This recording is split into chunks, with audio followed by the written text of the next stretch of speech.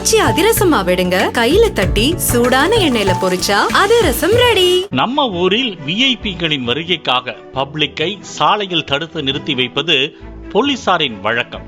அதுபோல அமெரிக்காவின் நியூயார்க் நகரில் அமெரிக்க அதிபர் டொனால்டு டிரம்பின் வாகன அணிவகுப்புக்கு வழிவிடுவதற்காக பிரெஞ்சு அதிபர் இமானுவேல் மேக்ரானின் வாகனத்தை போலீசார் தடுத்து நிறுத்தியதால் அவர் தெருவில் இறங்கி நடந்த சம்பவம் அரங்கேறியுள்ளது. அதாவது ஐநா பொதுச்சபையின் 80வது அமர்விற்காக பிரெஞ்சு அதிபர் இமானுவேல் மேக்ரான் நியூயார்க்கில் இருக்கிறார். அவர் காரில் பிரெஞ்சு தூதரகத்திற்கு திரும்பிச் சென்று கொண்டிருந்த போது திடீரென போலீசாரால் தடுத்து நிறுத்தப்பட்டார். டிரம்பின் கார் அணிவகுப்பு செல்வதால் சாலையில் போக்குவரத்து தடுத்து நிறுத்தப்பட்டிருப்பதை சுட்டிக்காட்டி, மன்னிக்கவும் திரு ஜனாதிபதி, இப்போது எல்லாம் தடைபட்டு விட்டது என்று ஒரு போலீஸ் அதிகாரி மேக்ரானிடம் கூறுவதும் நியூயார்க் மக்கள் ஆச்சரியத்துடன் நின்று பார்த்து கொண்டிருந்ததும், இதனைத் தொடர்ந்து அமெரிக்க அதிபர் டிரம்புக்கு போன் செய்த பிரெஞ்சு அதிபர் இமானுவேல் மேக்ரான், எப்படி இருக்கீங்க, என்ன நடந்தது என்று யூகிக்கிறீர்களா, எல்லாம் உங்களுக்காக மூடப்பட்டிருப்பதால் நான் தெருவில் காத்திருக்கிறேன் என்று கூறுவதும் சமூக வலைதளத்தில் வைரலாகியுள்ளது. ஆனால் அதற்குள் டிரம்பின் வாகன தொடரணி கடந்து சென்று விட்டது. மேலும் சாலை பாதசாரிகளுக்கு மட்டுமே திறக்கப்பட்டது. அதாவது டிரம்புக்கு தொடர்பு கொண்டு சொன்ன பிறகும் கூட பிரெஞ்சு அதிபர் இமானுவேல் மேக்ரானின் காருக்கு தடுப்புகள் திறக்கப்படவில்லை.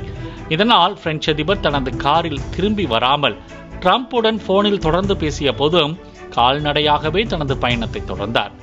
நியூயார்க் மக்களுக்கு இது ஒரு அரிய மற்றும் ஆச்சரிய காட்சியாக இருந்தது. ஒரு அதிபருக்கு கொடுக்கப்படும் ஆரவாரம் மற்றும் பாதுகாப்பு விவரங்கள் இல்லாமல் தெருக்களில் பார்த்த மக்கள் அவருடன் செல்ஃபி எடுத்துக் கொண்டனர். மக்களில் ஒருவர் பிரெஞ்சு அதிபர் நெற்றியில் முத்தமிடும் காட்சிகளும் வெளியாகியுள்ளன. முன்னதாக ஐநா சபையில் பாலஸ்தீனத்தை ஒரு நாடாக முறையாக அங்கீகரித்துள்ளதாக மேக்ரான் அறிவித்தார். இஸ்ரேலியர்களுக்கும் பாலஸ்தீனியர்களுக்கும் இடையிலான பல தசாப்த கால மோதலுக்கு இரு நாடுகள் தீர்வு என்ற யோசனையை மீண்டும் உயிர்ப்பிக்க வலியுறுத்தினார்.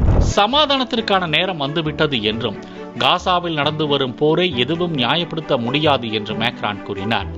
ஆஸ்திரேலியா, இங்கிலாந்து, கனடா மற்றும் போர்ச்சுகல் ஆகிய நாடுகளுக்கு பிறகு பிரான்ஸ் நாடுகளின் அலையுடன் இணைந்து இந்த நடவடிக்கையை எடுக்கிறது குறிப்பிடத்தக்கது. இப்படி உலகளாவிய பிரச்சனை தொடர்பாக பேசிவிட்டு வந்த பிரெஞ்சு அதிபர் டிரம்பின் கார் அணிவகுப்பு காரணமாக சாலையில் தடுத்து நிறுத்தப்பட்டதும், அவர் போன் செய்து அது குறித்து நகைச்சுவையாக சொன்ன பிறகு கூட அரை மணி நேரம் கால்நடையாகவே நடந்து சென்றதும் பேசு பொருள் ஆகியிருக்கிறது.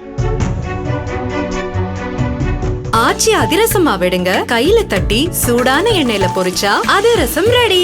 பிளே ஸ்டோர் மற்றும் ஆப் ஸ்டோரில் இருந்து பாலிமர் செயலியை QR கோடு மூலம் பதிவிறக்கம் செய்யுங்கள். செய்திகளை உடனுக்குடன் பெறுங்கள்.